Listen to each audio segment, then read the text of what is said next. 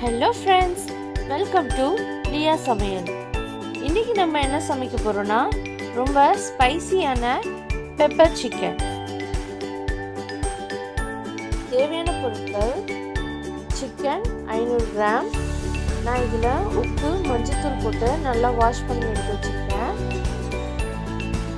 2 பெரிய வெங்காயம் சுருவாக கட் பண்ணி வச்சுருக்கேன்.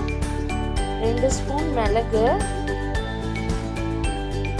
1 ஸ்பூன் சோம்பு, 1 ஸ்பூன் சீரகம், இஞ்சி பூண்டு பேஸ்ட் 1 ஸ்பூன், ஒரு சின்ன பீஸ் பட்டை, கிராம்பு 6, 1 ஸ்பூன் மிளகுத்தூள், உப்பு தேவையான அளவு, எண்ணெய் தேவையான அளவு, கருவேப்பிலை 4 கொத்து, சைஸ் தக்காளி 1 எடுத்து கட் பண்ணி வச்சுருக்கேன். வாங்க இது எப்படி செய்யலான்றதை பார்க்கலாம். முதல்ல ஒரு பேன் எடுத்துக்கோங்க. ஹீட் ஆனோடனே நம்ம எடுத்து வச்சுருக்க மிளகு, சீரகம், பட்டை, கிராம்பு, சோம்பு எல்லாத்தையுமே ஆட் பண்ணிக்கலாம். ஆட் பண்ணி நல்லா இதை வறுத்தெடுக்கணும். இது வாசனை வர வரைக்கும் நல்லா வறுக்கணும். இந்த மாதிரி நல்லா வறுத்தெடுத்துக்கலாம். இதில் நல்லா வாசனை வரணும். ரொம்ப அடி பிடிக்கிற மாதிரியோ இல்லை தீர மாதிரியோ பண்ணக்கூடாது. இந்த மிளகு சீரகம்லாம் இந்த மாதிரி வெடிக்கணும். அந்த மாதிரி ஸ்டேஜில் நம்ம தனியாக எடுத்து வச்சிடலாம். ஒரு மிக்ஸி ஜாரில் இது எல்லாத்தையுமே மாற்றிக்கலாம்.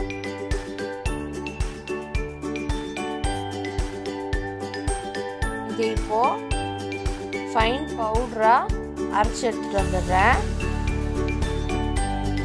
இந்த மாதிரி பவுடராக அரைச்சிக்கிறேன். இப்போது ஒரு கடாயில் சூடானோடனே எண்ணெயை ஊற்றிக்கலாம். இப்போது வெங்காயம் எல்லாத்தையும் சேர்த்துட்டு நல்லா வதக்கி விட்டுக்கிறோம். இங்கே இஞ்சி பூண்டு பேஸ்ட்டு 1 ஸ்பூன் ஆட் பண்ணிக்கிறேன். வெங்காயம் நல்லா கோல்டன் ப்ரௌனாக ஆகணும்.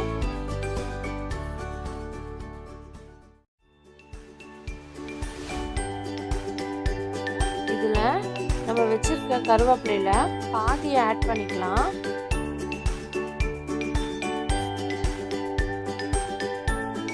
இதை நல்லா வதக்கி விட்டுட்டு கோல்டன் ப்ரௌன் ஆகுற வரைக்கும் வெயிட் பண்ணலாம். இப்போது சிக்கனை ஆட் பண்ணிக்கிறேன். சிக்கனை நல்லா அந்த வெங்காயத்தோடு நல்லா கலந்து விட்டுக்கோங்க.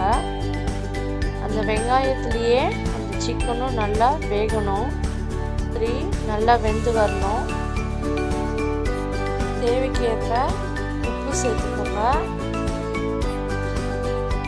உப்பு சேர்த்துட்டு நல்லா கலந்து விட்டுக்கோங்க. இந்த வெங்காயம் உப்புலேயே நல்லா சிக்கன் வேகணும். அந்த சிக்கனில் இருக்க தண்ணியெல்லாம் வெந்து வெளியே வந்ததுக்கப்புறமா நம்ம அரைச்சி வச்சுருக்க மசாலாவை கொஞ்சம் கொஞ்சமாக ஆட் பண்ணிக்கலாம். அது கூடவே அந்த மசாலா அரைச்ச தண்ணி இருக்கும், அதையும் சேர்த்து ஆட் பண்ணிக்கலாம். இதை நல்லா கலந்துட்டு அடி பிடிக்காத மாதிரி கலந்துட்டே வாங்க.